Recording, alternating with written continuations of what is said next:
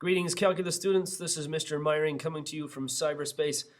This video is going to discuss Q theory, topics day one. Our previous basics video introduced what we want to do and what it can do. Here we'll be looking at the calculations and the formulas that will help us find the probability of an arrival at a certain time, probability of a service in that time, probability that the server is idle, and probability of having n people in the system. Those are all things we will discuss. As a quick reminder, we discussed that the exponential distribution of lambda e to the negative lambda t gives us this nice curve, and that represents the probability density function for the arrival rate and the service rate. Today's work will be working mainly with lambda, but everything we do can correlate exactly to mu as well for the service rate. So let's get right into it as we discuss the probability of an arrival. The probability that the customer will arrive in time delta t is given by this integral. We discussed how area underneath the curve is your probability of your area underneath the probability density function from 0 to some delta t. So that allows it to be changed based on whatever you want. So if you integrate here, your t is going to be your variable, therefore lambda is a constant. So as you do that, you can just do integration by u substitution, and you end up with negative e to the negative lambda t. That should be a t here, from 0 to delta t. And then you get to evaluate from here, so that's where you get the delta t, and then minus what you get when you plug in 0, and you get a minus a negative 1, hence it's plus 1. So this is your equation, which will tell you what the probability that somebody comes in a given time interval, whatever that time interval is. So what we're going to do is we're going to assume delta t is really small. This will help us in several ways as we go throughout our work. And by making delta t really small, we can make this more simple by finding the equation's tangent line, so finding the equation of the tangent line of that, and then using linear approximation when delta t is getting really small. So that's why we're using linear approximation. We want delta t to be really small. And in the attached video, you'll be able to figure out the calculations. I'll show the work for that, but we're going to go straight to the answer, which would just be lambda delta t. And that is the probability that a customer arrives in the time delta t. Really small delta t value, and you can figure that out. Now, where that becomes important is because now that we know the probability of an arrival, we can talk about j people being in the system. Now, j is just any other thing, I, k, n, whatever. So we're going to let s sub j be the state of having j customers in the system. So now the entire system is comprised of people in line and also in service, because it takes them a certain time for them to have that service. So then we're going to be talking about the probability of being in state j, or s sub j, at some time t. So we got the probability somebody arrives. Now we're going to talk about the probability of us having, for example, 4 people in line, or in service. So we want to know what's the probability of being in that state at the next time. So what's the probability of having j people in the system at that next time? This allows you to talk about minute, days, hours, so we have it really general. Now, there's a little bit of setup to this. To get into s sub j, so the state of having j people, there are 4 possibilities. So here's where it all comes down. So first possibility, you could be in s sub j minus 1, so have 1 less at some time.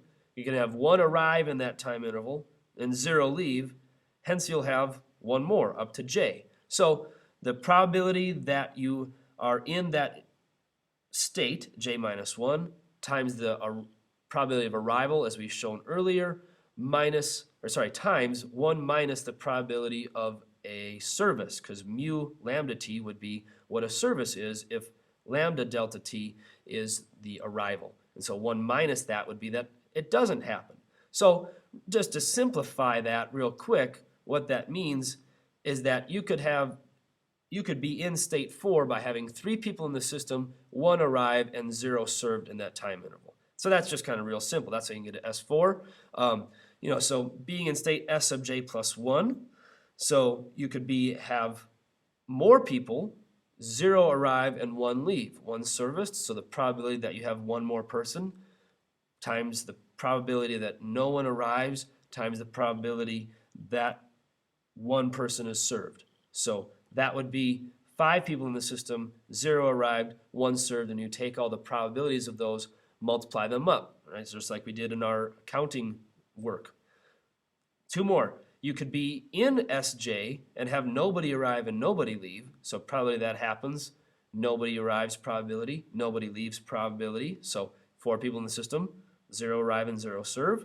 And the final possibility, you could still be in S sub J, have 1 arrive and 1 leave. And so probability you're in 4 with 4 people, for example. 4 in the system, 1 arrives, and 1 served. So all 4 of those every single time is what you would do to figure out what S sub J is, the state of having that many people, and you could find the probability. So where do we go from there? The result of this. Therefore, the probability that you're in this state at that next time will be the sum of all 4 of those probabilities. There's lots of stuff that you can do to add up all 4 of these things, all 4 of these equations, but essentially you add them up, multiply, combine, factor, etc., and you get down to this statement where we've reduced and we've simplified and we've factored everything out. It looks quite complicated, lots of stuff going on there.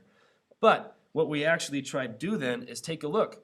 What does this left side actually look like? Probability of j, t plus delta t minus p sub j all over delta t. If you are familiar with that, what this is your derivative statement. So what we're going to do is talk about that derivative, and we're going to try to do the limit of both sides as delta t approaches 0. Again, I said at the very beginning we want delta t to go towards 0. So what that means is that in this formula, these delta t's are going to go towards 0, which really helps us simplify things quite a bit. This goes away, that goes away, and this third term, or this last term here rather, goes away. So we get to this much nicer, I'm not going to say it's awesome, but much nicer formula. The derivative, or the rate of change of your probabilities are equal to this statement.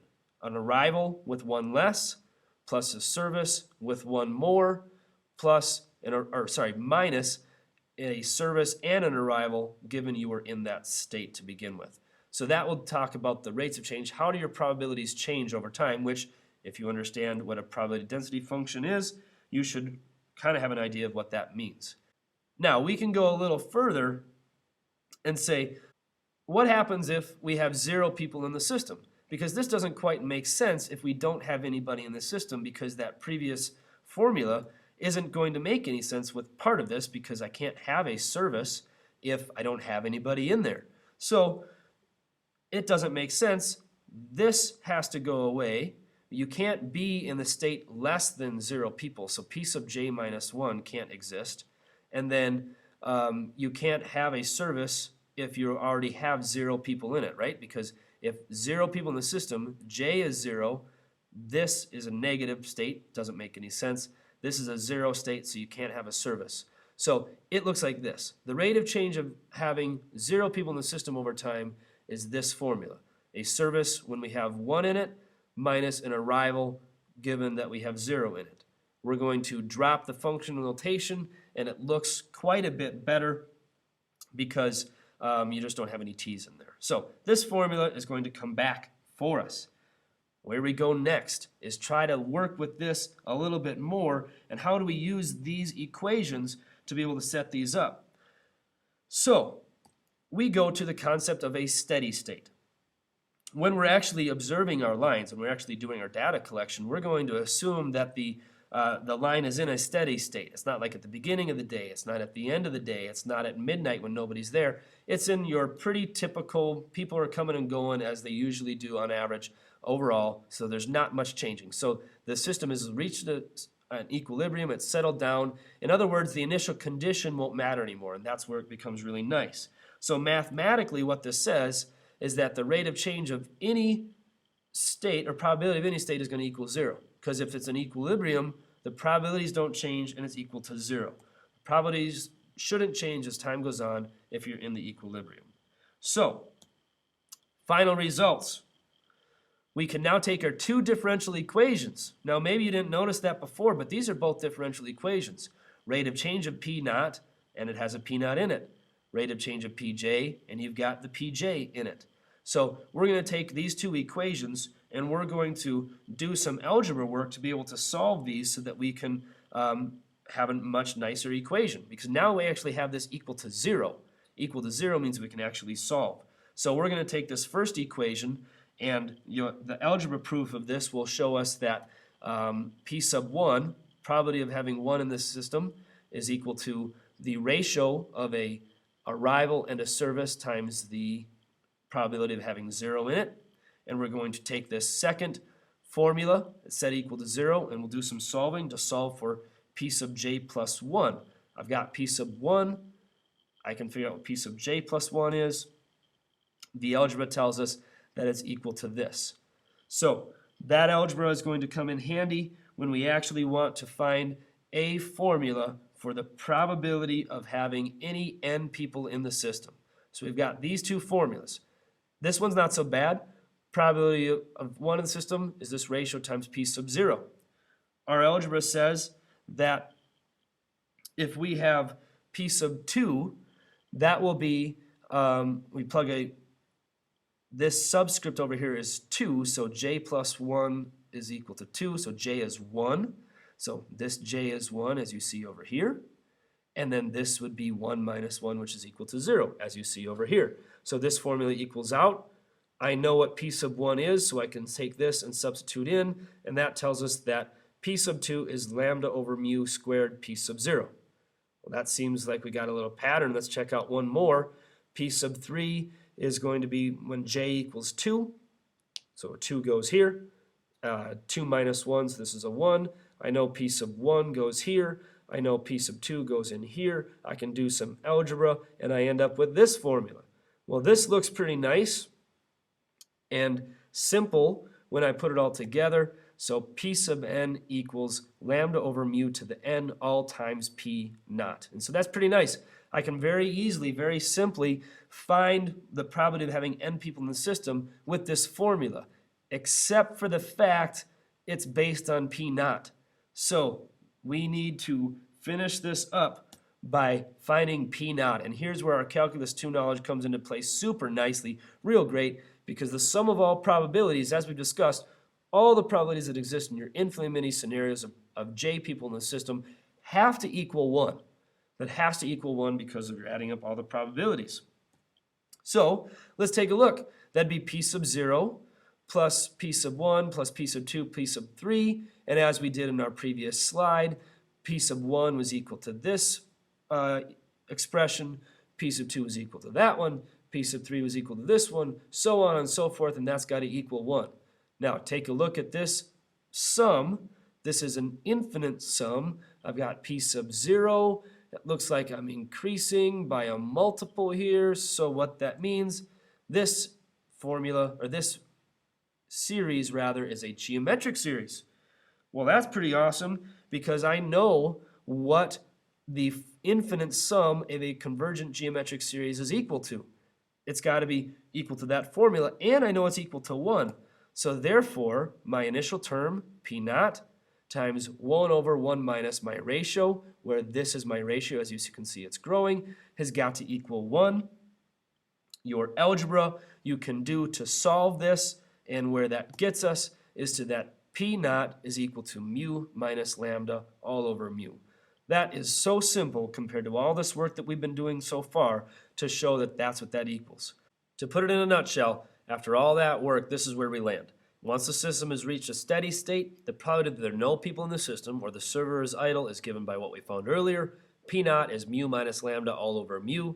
And then the probability that there are n or greater than or equal to 1 people in the system, based on this formula we found, P naught is this. Substitute into P naught, and then therefore P sub n is lambda over mu to the n times mu minus lambda all over mu. That is a very simple formula compared to all that work we just did, but it comes down really nicely from all those different calculations. That's how we find probabilities of numbers of people in the system. Thank you very much for hanging out to the very end. You might need to go back to repeat some stuff, but I highly recommend that to make your understanding better. Thank you.